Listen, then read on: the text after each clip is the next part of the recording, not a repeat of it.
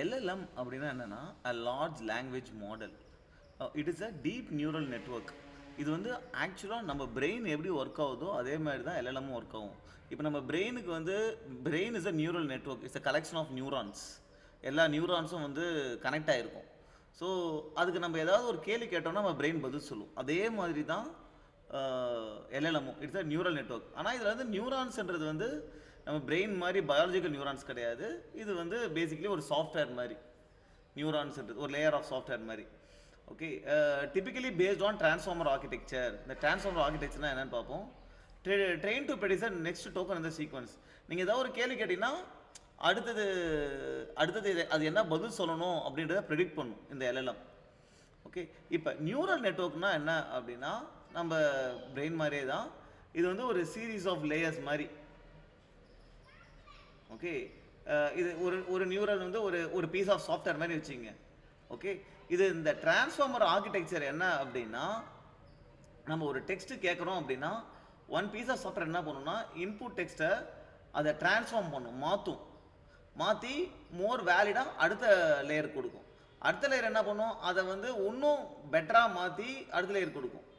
இதே மாதிரி many transformer லேயருக்கு வந்துட்டு ஃபைனலாக நமக்கு அவுட்புட் கிடைக்கும். அந்த அவுட்புட்டில் தான் நமக்கு ஆன்சர் இருக்கும். ரைட், ஸோ இதனால தான் இதை வந்து டிரான்ஸ்ஃபார்மர் ஆர்கிடெக்சர் அப்படின்றாங்க. ஸோ இது என்ன பண்ணும், நிறைய டெக்ஸ்ட்டை ரீட் பண்ணும். அது என்ன பண்ணும், அந்த நம்ம கொடுக்குற டெக்ஸ்ட்டில் பேட்டர்ன்ஸ் பார்க்கும். ஓகே, அதுக்கு அந்த வந்து நம்ம எல்லாம் அதுக்கு ட்ரெயின் பண்ணியிருப்போம். பேட்டர்ன்ஸ் பார்த்து அடுத்த டோக்கன் என்ன அப்படின்றத ப்ரெடிக்ட் பண்ணும் இந்த எல்லாம். ஸோ இது எப்படி ஒர்க் ஆகுது அப்படின்னா, ஸோ இப்போ நம்ம வந்து for example the capital of France is அப்படின்னு கேட்டோன்னா மாடல் வந்து பாரிஸ்ன்னு ப்ரெடிக்ட் பண்ணுது. ஓகே, ஸோ இது வந்து பார்த்தீங்கன்னா நமக்கு வந்து ஃபேக்ட்ஸ் வந்து ஞாபகம் வச்சுருப்போம். நம்ம கேபிட்டல் ஆஃப் ஃப்ரான்ஸ் என்ன நம்ம ஞாபகம் வச்சுருப்போம். ஆனால் அது அப்படி கிடையாது. Based on patterns. இது நிறையா டேட்டா வச்சு ஒரு பேட்டர்ன் ஃபார்ம் பண்ணி வச்சுருக்கோம். அந்த பேட்டர்ன்லேருந்து தான் நமக்கு பதில் சொல்லணும். ஸோ இது எப்படி ஒர்க் ஆகுதுன்னா இதுதான் எல்லாம் நம்ம எப்படி ஒர்க் ஆகுதுன்னு. ஃபஸ்ட்டு நம்ம ஒரு கேட்குறோம் பார்த்தீங்களா, அதை கேபிட்டல் ஆஃப் ஃப்ரான்சஸ் அப்படின்ட்டு. முதல்ல அதை டோக்கனாக கன்வெர்ட் பண்ணணும். டோக்கன் அப்படின்றது என்னென்னா இந்த வேர்டெல்லாம் பிரிச்சிடும். இந்த தன்றது ஒரு டோக்கனாக இருக்கும், கேபிட்டலுக்கு கேப்பி அப்படின்றது ஒரு டோக்கனாக இருக்கும், டல்லு ஒரு டோக்கனாக இருக்கும். அது மாதிரி வேர்ட்ஸை பிரிச்சிடும். ஓகே, ஸோ அதுதான் டோக்கன். அப்புறம் அந்த டோக்கன்ஸை வந்து நம்பர்ஸாக கன்வெர்ட் பண்ணும், எம்பெட்டிங்ஸாக கன்வெர்ட் பண்ணும். இந்த எம்பெட்டிங் அப்படின்றது என்னன்னா நம்ம டோக்கனை இப்போ ஃபார் எக்ஸாம்பிள் தன்றது ஏதோ ஒன்று என்ன பண்ணணும்னா ஒரு நம்பராக மாற்றுற அப்படின்னா ஃபார் எக்ஸாம்பிள் 25, 36, 40 அப்படின்னு இது ஒரு நம்பராக மாற்றும். ஸோ இது நம்பராக மாற்றி அதுதான் அந்த நம்பரை தான் நம்ம எம்பெட்டிங்ஸ் சொல்கிறோம், வெக்டார் எம்பெட்டிங்ஸ்னு சொல்கிறோம். இந்த நம்பரை ஏன் மாற்றுறோம் அப்படின்னா இந்த நம்பரை வந்து நம்ம ஒரு 3 டைமென்ஷனில் ப்ளாட் பண்ணலாம். இது ஒரு டோக்கனை எத்தனை டைமென்ஷனாக வேணால் கன்வெர்ட் பண்ணலாம். இப்போதைக்கு 3 டைமென்ஷன்ஸ் இருக்குது. அது எத்தனை டைமென்ஷனில் வேணால் நீ கன்வெர்ட் பண்ணலாம். ஸோ அப்போ அந்த வேர்டை நீ நம்பராக மாற்றி அது எக்ஸ் ஆக்சிஸில் எவ்வளோ இருக்குது, ஒய் ஆக்சிஸில் எவ்வளோ இருக்குது, இசட் ஆக்சிஸில் எவ்வளோ இருக்குது அப்படின்னு ப்ளாட் பண்ணிக்கலாம் அந்த வேர்டை. அதே மாதிரி மற்ற வேர்டு வருதுன்னா அதையும் நீ எங்கேயே ப்ளாட் பண்ணலாம்ல. ஓகே, அப்போ எந்த வேர்ட்ஸ்லாம் வந்து பக்கத்தில் பிளாட் ஆகுதோ அது எல்லாமே ரிலேட்டட்னு அர்த்தம். ஓகே, ஸோ இதில் என்ன அட்வான்டேஜ்னா இப்போ வந்து ஆப்பிள் இஸ் ஹெல்த்தி அப்படின்னு ஒரு சென்டென்ஸ் இருக்குது. அப்புறம் ஆப்பிள் ரெவென்யூ அப்படின்னு ஒரு சென்டென்ஸ் இருக்குது. ஆப்பிள் இஸ் ஹெல்த்தினா அப்போ இந்த ஆப்பிள் வந்து ஃப்ரூட்டை குறிக்குது அப்படின்னு அர்த்தம். ஆப்பிள்ஸ் ரெவென்யூனா ஆப்பிள் வந்து கம்பெனியை குறிக்குதுன்னு அர்த்தம். இந்த ஆப்பிளை நம்ம வெக்டார் எம்பெட்டிங்ஸாக கன்வெர்ட் பண்ணும்போது அது வேற இடத்துல எங்கேயோ ஸ்டோர் ஆகிருக்கலாம். ஏன்னா இந்த ஆப்பிளை நம்ம வெக்டார் எம்பெட்டிங்ஸாக கன்வெர்ட் பண்ணும்போது அது வேற எங்கேயாவது ஸ்டோர் ஆகிருக்கும். ஒரே வேர்டு தான் ஆப்பிள். இந்த வெக்டார் எம்பெட்டிங்ஸாக கன்வெர்ட் பண்ணும்போது இந்த நம்பர் வந்து டிஃப்ரெண்ட்டாக இருக்கும். அது சென்டென்ஸுக்கு ஏற்ற மாதிரி அது கன்வெர்ட் ஆகும். ரைட், இதனால தான் நம்ம வந்து வெக்டார் அப்போ தான் நம்ம சர்ச் பண்ணுறது சிமெண்டிக் சர்ச் பண்ண முடியும், அதாவது மீனிங் பேஸ்டு சர்ச் பண்ண முடியும். ஓகே, ஸோ இது வந்து இந்த மாதிரி நான் சொன்ன மாதிரி பாசஸ் த்ரூ நம்பராக மாத்திரியா இந்த number bosses through multiple transform layer. அப்போ ஒரு லேயரில் என்ன ஆகும்னா அந்த டோக்கன் அந்த இந்த இது வந்து மாறும். அந்த நம்பர்ஸ் வந்து ஒரு லேயர் போகும்போது மாறும். மாறி கடைசியாக நெக்ஸ்ட்டு என்ன டோக்கன் வரும் அப்படின்றது இட் கேல்குலேட்ஸ் த ப்ராபபிலிட்டி.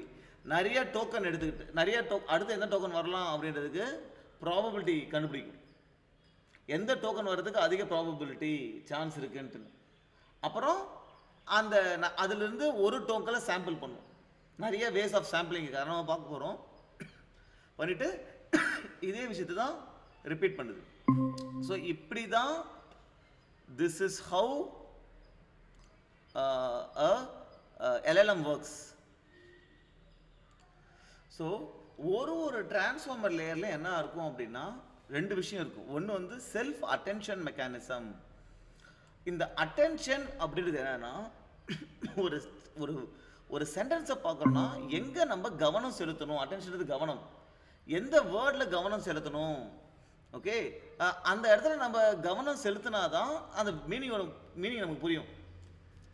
ராகுல் runs fast, he came first. இப்போ ராகுல் அந்த ஹீன்ற வேர்டில் நம்ம அட்டென்ஷன் செலுத்தினாதான் அது ராகுலை குறிக்குது அப்படின்னு நமக்கு தெரியும். ஸோ இந்த செல்ஃப் அட்டென்ஷன் மெக்கானிசம்ன்றது நம்ம பார்க்குற சென்டென்ஸில் எதுக்கு கவனம் அதிகமாக செலுத்துறது. ஓகே, அதுக்கு தான் இந்த செல்ஃப் அட்டென்ஷன் மெக்கானிசம். இது ஒரு டிரான்ஸ்ஃபார்மர் லேயர்லையும் இருக்கும். அப்புறம் ஃபீட் ஃபார்வர்ட் நியூரல் நெட்வொர்க். அது என்ன பண்ணுவோம் அப்படின்னா நம்ம முதல்ல அந்த இன்புட் வர டெக்ஸ்ட்டை மாற்றணும்னா அந்த டெக்ஸ்ட்டை முதல்ல கரெக்டாக புரிஞ்சிக்கணும். அப்போ அந்த டெக்ஸ்ட்டில் எதுக்கு நம்ம அட்டென்ஷன் கொடுக்கணும் அப்படின்றதெல்லாம் தெரியணும். ஓகே, அந்த செல்ஃப் அட்டென்ஷன் மெக்கானிசம் தான் ஒரு ரிலேஷன்ஷிப் பிட்வீன் வேர்ட்ஸ் கண்டுபிடிக்கும். ஃபீட் ஃபார்வர்ட் நியூரல் என்ன பண்ணுன்னா அதெல்லாம் கண்டுபிடிச்சதுக்கப்புறம் அதை வந்து டிரான்ஸ்ஃபார்ம் பண்ணும் அடுத்த லெவலுக்கு. வர இன்புட் டெக்ஸ்ட்டை அடுத்த டிரான்ஸ்ஃபார்மருக்கு டிரான்ஸ்ஃபார்ம் பண்ணி அனுப்பும். அதுதான் ஃபீட் ஃபார்வர்ட் நெட்வொர்க். இது ஒரு டிரான்ஸ்ஃபார்மர் லேயர்லையுமே இதுதான் இருக்கும். Okay, the cat sat on the mat அப்படின்னா ஒன்றுக்கு என்ன ரிலேஷன் இருக்கு, இதுதான் அந்த செல்ஃப் அட்டென்ஷன் மெக்கானிசம். இந்த சென்டென்ஸில் ஒரு வேர்டுக்கு என்ன ரிலேஷன் இருக்கு கண்டுபிடிக்கிறது. ஃபீட் ஃபார்வர்ட் நியூரல் நெட்வொர்க்னா என்ன பண்ணுன்னா it's a kind of thinking. இது என்ன பண்ணுன்னா இன்புட்டை ஏதாவது நம்ம பண்ணி அடுத்த லேயருக்கு ஒரு பெட்டர் ரெப்ரசன்டேஷனாக அந்த இந்த கேட் சாட் ஆன் த மேட்டே வேற மாதிரி ரெப்ரசன்ட் பண்ணி அனுப்பும். அப்புறம்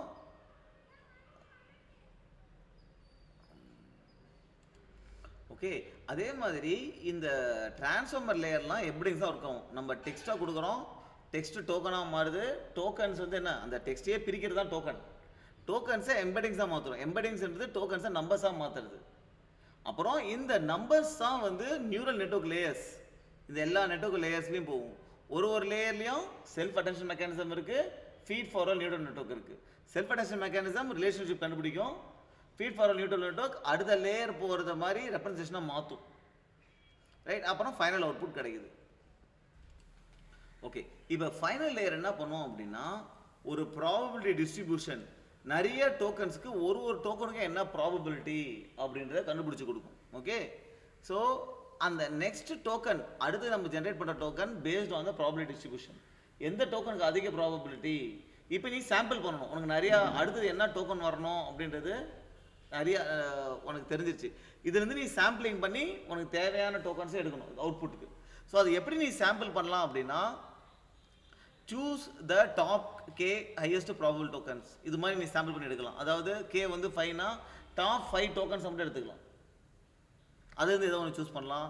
இல்லைனா டாப் பி நியூக்ளியர் சாம்பிளிங். அதாவது எந்தெந்த டோக்கன்ஸுக்கெலாம் 0.9 sum of all the tokens whose sampling is 0.9 அந்த டோக்கன்ஸ் தான் எடுத்து அதுலேருந்து நீங்கள் சாம்பிள் பண்ணி எடுத்துக்கலாம். ஸோ இது மாதிரி டிஃப்ரெண்ட் வேஸாக சாம்பிள் பண்ணலாம். டெம்பரேச்சர் என்ன குறிக்குது அப்படின்னா it controls so temperature controls randomness in token generation. So உன்னுடைய மாடல் எந்த டெம்பரேச்சரில் ஆப்ரேட் ஆகுதுன்றதை பொறுத்து இருக்கு.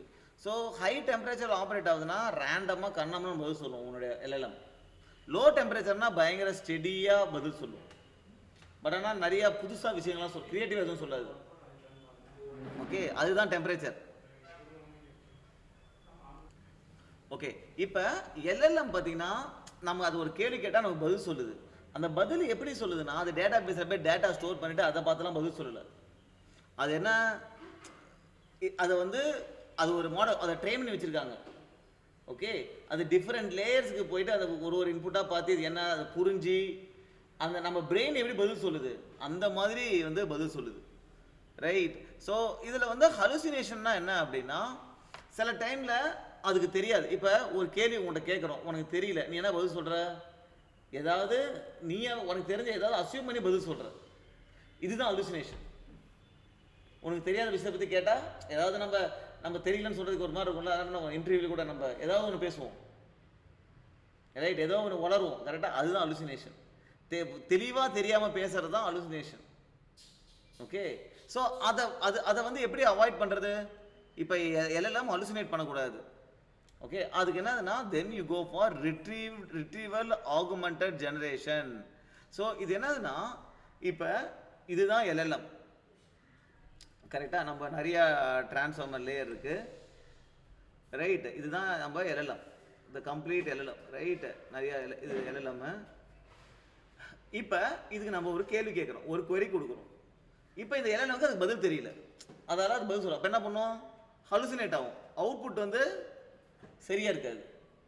ஓகே, இப்போ நம்ம ரேக்ன்றது என்னன்னா, in RAG relevant documents are retrieved from a database and provided an additional context to the model. அப்போ query பண்ணுறதுக்கு முன்னாடி வேறு டேட்டா பேஸில் யூஸ்வலாக நம்ம என்ன பண்ணணும்னா அதுக்கு தேவையான டேட்டாவும் சேர்த்து query கொடுக்கணும். ஓகே, யூஸ்வலாக நம்ம என்ன பண்ணணும்னா, நமக்கு இது ஃபார் எக்ஸாம்பிள் ஃப்ரெஷ்கேட்டோட சிலபஸ் என்ன அப்படின்னு ஒரு கேள்வி கேட்குறோம், அது தெரியல.